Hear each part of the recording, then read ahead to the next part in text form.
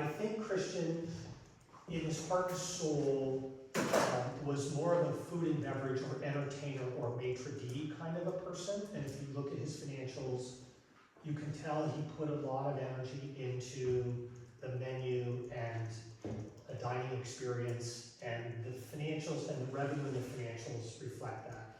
I don't think he put much energy nor really liked or cared much about the lodging aspect of the business.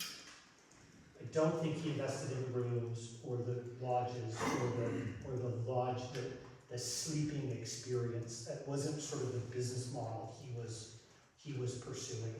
And I think the financials reflect Christian.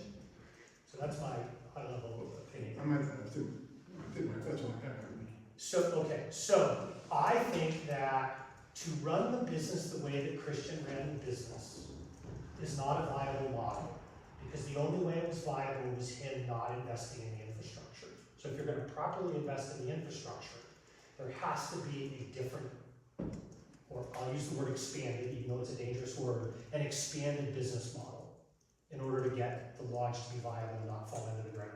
That's my opinion. What that expansion looks like, I'm not quite sure, sort of working on it. Like, that's what I want to sort of co-create here. At a very high level, I think you can expand the business by charging more for rooms, by having more people eating hot dogs and burgers and gut bombs and buying fancy wine and doing whatever people do, right? Buying more stuff. You can have more experiences, more weddings. You can have more beds. You can have, like, there's a lot of ways to generate more revenue to make it a viable model.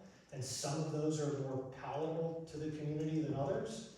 I think I heard you saying it's not economically viable. That's currently operating. I don't think it's economically viable as currently operating. And if I understood you last meeting, you feel like you need to double the revenue for it to be economically I viable? use that as a rough try. I was trying to give people a sense of,